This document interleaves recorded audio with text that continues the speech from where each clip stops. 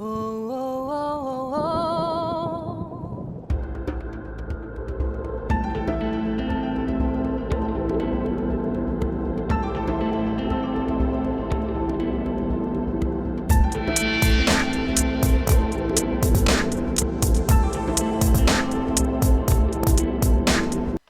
Bonjour à tous et bienvenue dans ces études concernant le livre de la Genèse. Nous en sommes au chapitre 2 et dans cette vidéo, nous allons nous pencher sur le verset 15 du chapitre 2 du livre de la Genèse.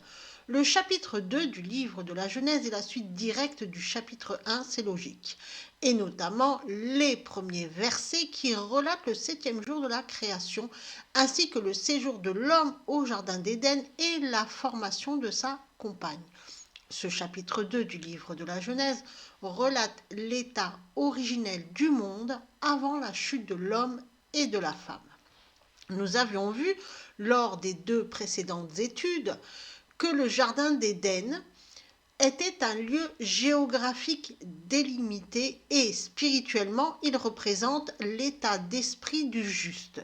Au milieu du jardin trône l'arbre de vie, au pluriel, la vie du corps, la vie de l'esprit, qui est Jésus-Christ pour la vie du corps et la vie de l'esprit.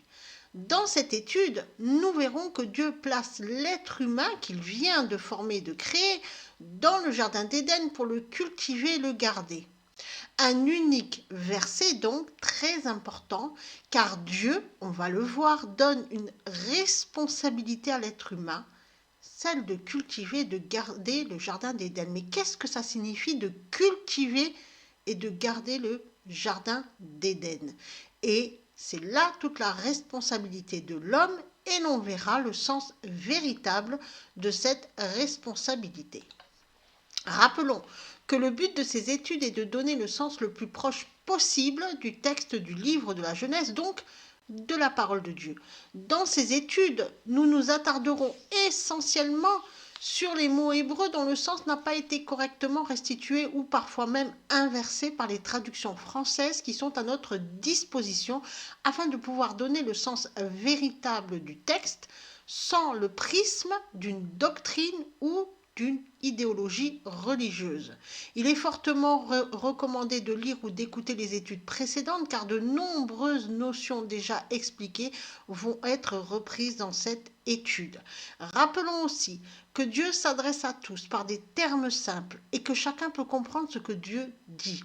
Rappelons que pour comprendre où l'on va, il faut connaître d'où l'on vient, d'où l'intérêt de ces études sur le livre de la Genèse. Maintenant qu'on a dit tout cela, on commence notre étude par la lecture du verset qui nous intéresse, le verset 15. L'Éternel Dieu prit l'homme et le plaça dans le jardin d'Éden pour le cultiver et pour le garder. Dieu prend l'homme et le place dans le jardin d'Éden pour le cultiver et le garder, c'est-à-dire en prendre soin. L'homme, maintenant, on le sait, c'est l'Adam, l'être humain, celui qui a reçu l'esprit qui lui permet de s'établir dans une relation avec Dieu. Donc Dieu place l'être humain dans le jardin, c'est ça? Pourquoi? Pourquoi placer l'être humain dans le jardin d'Éden? On nous dit pour le cultiver, le garder. Si on lit littéralement ce texte dès le départ, alors on se dit, mais Dieu a donné un travail à l'être humain. Il lui a dit, mais il faut cultiver. Donc, d'emblée, Dieu a fait de l'être humain un agriculteur. Ok? Mais on verra que ce travail, en réalité, est une responsabilité. Une grande responsabilité qui demande un travail, non pas physique, mais spirituel. On va élever ce texte à sa dimension spirituelle afin d'en comprendre tout son sens et d'y voir une merveilleuse prophétie pour tous les justes. Relisons le verset 15. L'Éternel Dieu prit l'homme et le plaça dans le jardin d'Éden pour le cultiver et pour le garder. Et on va regarder le sens exact de ces verbes prendre, placer, cultiver et garder. Pris dans le texte originel en hébreu Il s'agit de weikav. Il s'agit donc de la conjugaison au mode imparfait et au radical kal du verbe lakash, précédé de la lettre vav qui en hébreu est la conjonction de coordination et. Dans notre texte en français, la conjonction de coordination n'apparaît pas. On a l'Éternel Dieu, alors qu'il aurait fallu lire « Et l'Éternel Dieu prit l'homme et le plaça », ce qui montre une continuité avec les versets précédents. On a une continuité d'action. Ainsi, on comprend que ce jardin d'Éden, avec ses fleuves, est un territoire fait pour l'homme, créé par Dieu pour l'homme, une protection contre les menaces extérieures, les idéologies et autres pensées du monde, comme on l'a vu lors de nos études précédentes.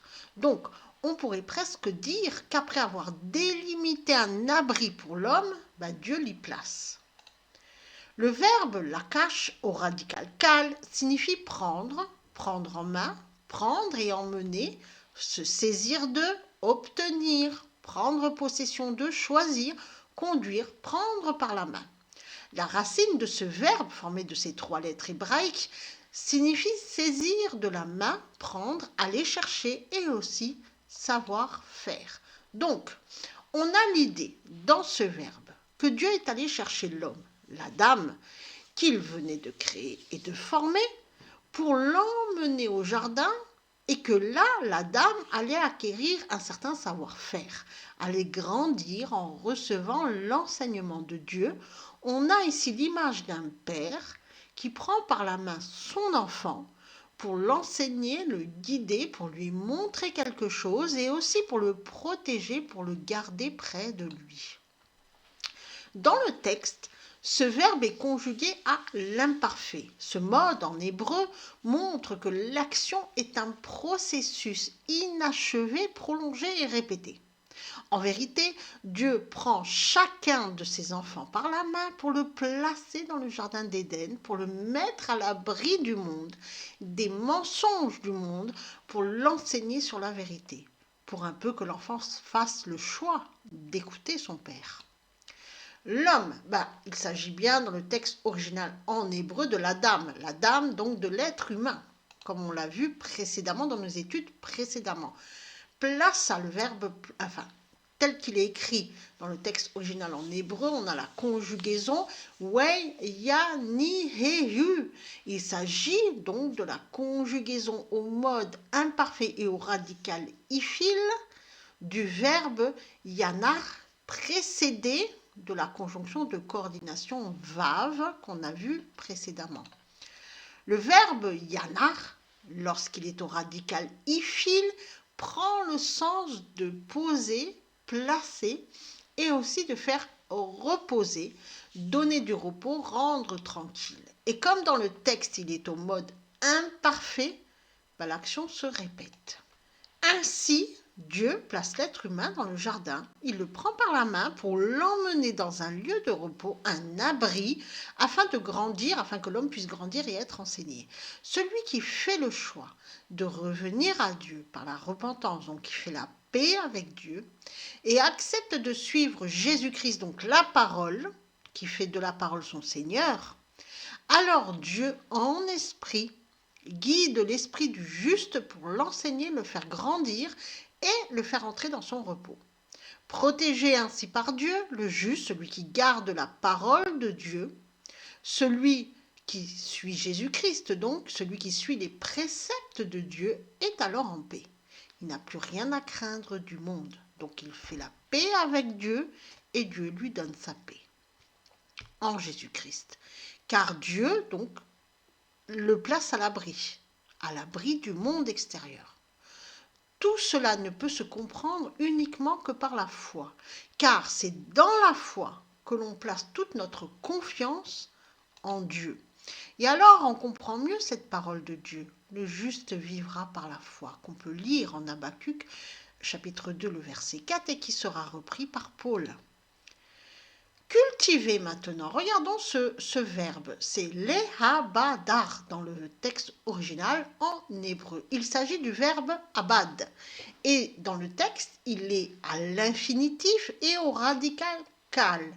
Et bien, il est précédé de la préposition lamed, préposition qui en hébreu sert à indiquer une direction, la propriété ou l'attribution.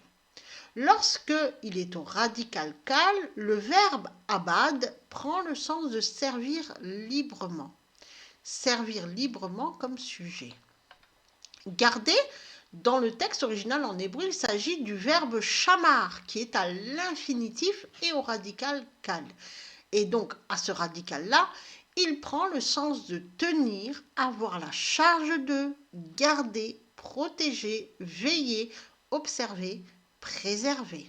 Ainsi, Dieu place l'être humain dans le jardin d'Éden, afin qu'il serve librement et qu'il protège, observe, garde le jardin. Et on a vu que le jardin d'Éden est un état d'esprit. C'est l'état d'esprit du juste, c'est l'état d'esprit de celui qui est en paix avec Dieu et qui est dans la paix de Dieu. Dieu donne alors à l'homme la responsabilité de veiller, de protéger, de garder le jardin d'Éden, c'est-à-dire ce lieu spirituel qui se trouve à l'intérieur de nous, dans notre esprit, ce lieu spirituel qui est un lieu d'écoute et de communication avec Dieu. C'est à nous de veiller à toujours écouter Dieu, à toujours dialoguer avec Dieu, afin d'être toujours en communication avec Dieu, protégé par Dieu et guidé par son esprit. Quand on dit dialoguer avec Dieu, cela se fait dans la prière. C'est pour ça que on nous dit, et d'ailleurs Paul le répète, l'apôtre Paul le répète souvent, veillez et priez. Priez, faites entendre toutes vos demandes à Dieu, faites entendre tout ce qui vous tourmente et toutes vos joies. Dites les choses à Dieu. C'est ça qu'on nous demande de faire. Mais ça, c'est de notre responsabilité à nous. Et alors, quand on veille à toujours être en communication avec Dieu par la prière, Dieu nous protège et nous guide par son esprit. Car Dieu est esprit. Et il parle à notre esprit, d'esprit à esprit. Il est esprit, il a créé notre esprit et donc il parle à notre esprit. Et cet esprit qui a été créé par Dieu et Dieu l'a placé à l'intérieur de l'être humain. Dieu, créateur, le Père, Elohim, a créé le jardin d'Éden. Et il a créé l'esprit de l'être humain et il a formé son corps afin que l'être humain apprenne et soit enseigné par lui. Et Dieu, amour, c'est le même, hein, Dieu de la relation, le Fils, Yahvé, a planté le jardin d'Éden et y a placé l'être humain afin qu'il puisse jouir de tout ce que Dieu, le Père, a conçu pour lui. Un seul Dieu avec plusieurs attributs. Ainsi, et si l'on fait la synthèse de tout ce que l'on vient de dire, on comprend que Dieu, tel un père, prend l'être humain par la main. Comme un père, il prend son enfant par la main pour l'emmener au jardin d'Éden, un lieu de repos, un lieu protégé du monde extérieur, comme un père protège son enfant. Et Dieu donne une responsabilité à l'être humain, celle de garder le jardin, c'est-à-dire de veiller à son jardin intérieur, à son esprit, afin de ne pas le corrompre par des idées mauvaises qui viendraient de l'extérieur, du monde. Veiller, c'est aussi garder la parole de Dieu afin de faire grandir spirituellement, afin que Dieu puisse nous faire grandir spirituellement.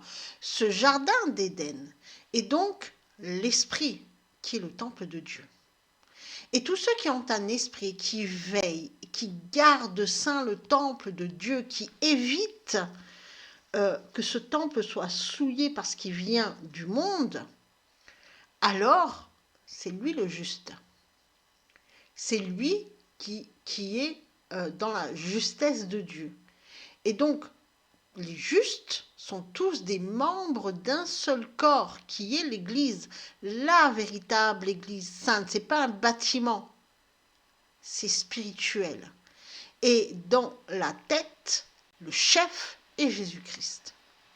On est loin de la religion et de cette fausse croyance que l'on doit appartenir à une communauté religieuse et prier dans un bâtiment pour que Dieu nous entende.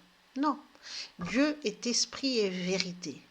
Et on peut le prier partout, puisqu'il communique avec nous par l'esprit, et l'esprit, il est en nous, peu importe là où on se trouve, peu importe là où on est né. On a, du moment qu'on a l'esprit, qu'on soit ici en France, au Groenland, au fin fond du désert, peu importe où on est, Dieu est esprit et il communique avec nous par l'esprit et ce qu'on fait. Maintenant qu'on a dit tout ça, on va pouvoir lire la traduction sémantique de ce verset. L'Éternel Dieu prenait l'être humain par la main pour le conduire et le mener dans un lieu de repos, pour l'enseigner, le faire grandir jour après jour au jardin d'Éden, pour servir librement, pour être protégé, pour qu'il veille, observe et fasse attention afin de gagner en discernement. Que Dieu vous protège et vous bénisse.